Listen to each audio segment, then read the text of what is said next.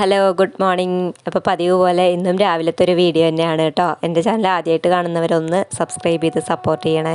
അപ്പോൾ ആ ചോറ് രാത്രി തന്നെ വേവിച്ച് വെച്ചിട്ടുണ്ടായിരുന്നു. അത് വലിയൊരു കലത്തിലേക്ക് മാറ്റിയിട്ടുണ്ട് കേട്ടോ. ഇന്ന് ചോറ് കുറച്ച് തോനെ വെച്ചിട്ടുണ്ട്, അതുകൊണ്ടാണ് വലിയ കലത്തിൽ തന്നെ വെച്ചിട്ടുള്ളത്. ഇന്ന് എൻ്റെ അച്ഛനും അമ്മയുണ്ട്. അച്ഛൻ അമ്മയെ കൊണ്ടുപോകാൻ വേണ്ടി വന്നതാണ് കേട്ടോ. പിന്നെ രാത്രി ആകുമ്പോഴേക്കും കൃഷ്ണേട്ടനും എത്തും. അപ്പോൾ അതുകൊണ്ട് കുറച്ചളവിൽ ചോറ് അധികം വെച്ചിട്ടുണ്ട്. പിന്നെ കറിയായിട്ട് സാമ്പാറാണ് കേട്ടോ വെക്കുന്നത്. അതിന് വേണ്ട പരിപ്പും തക്കാളിയൊക്കെ ഒന്ന് വേവിക്കാൻ വെച്ചിട്ടുണ്ട്.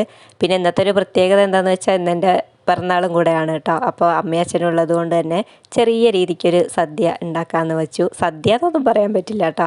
ഒരു 2 തരം ഉപ്പേരി, സാമ്പാർ, പപ്പടം, പായസം അത്രയേ ഉള്ളൂ കേട്ടോ. അതുണ്ടാക്കാമെന്ന് വിചാരിച്ചു. അപ്പോൾ ചോറൊക്കെ അതാ വെന്ത് അതൊക്കെ ഒന്ന് വാർത്ത് മാറ്റി വെച്ചു.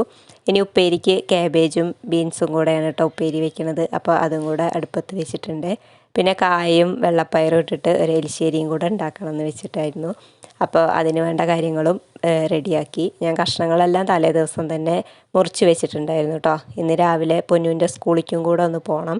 അപ്പോൾ എല്ലാ പണികളും ഒരുക്കി വെച്ചിട്ട് പോകാമെന്ന് വിചാരിച്ചു. തിരിച്ച് വരുമ്പോഴേക്കും സമയം വൈകിയാലോ എന്ന് കരുതിയിട്ട്. അപ്പോൾ സാമ്പാർ വറുത്തരച്ച സാമ്പാറാട്ടോ ഉണ്ടാക്കണത്. അപ്പോൾ അതിനുള്ള കാര്യങ്ങളെല്ലാം റെഡിയാക്കി.